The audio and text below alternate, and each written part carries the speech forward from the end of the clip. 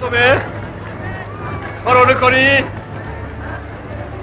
আমার বাংলাদেশের ছাত্র শ্রমিক কৃষক বুদ্ধিজীবী সেবাই পুলিশ জনগণকে হিন্দু মুসলমানকে হত্যা করা হয়েছে।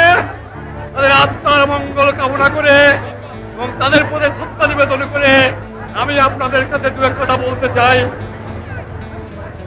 আমার বাংলাদেশ আজ স্বাধীন হয়েছে, আমার জীবনের স্বাদ আজ পূর্ণ হয়েছে, আমার বাংলা মানুষ আজ মুক্ত হয়েছে।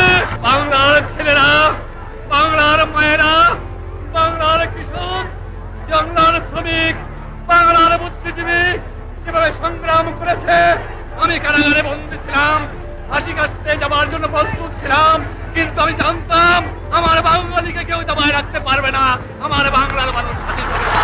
জানতাম না আমার ফাঁসির হুকুম হয়ে গেছে, আমার ছেলের পাশে আমার জন্য কবর খোঁজা হয়েছে।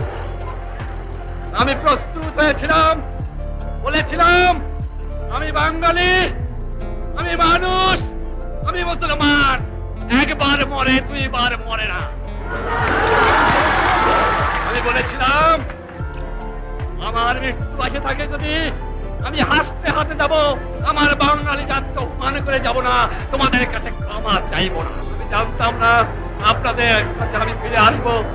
আমি খালি একটা কথা বলেছিলাম, তোমরা যদি আমাকে মেরে ফেলে দাও আমার আপত্তি নাই, মৃত্যুর পরে আমার লাশটা আমার বাঙালির কাছে দিয়ে দিও, এই একটা অনুরোধ তোমাদের কাছে।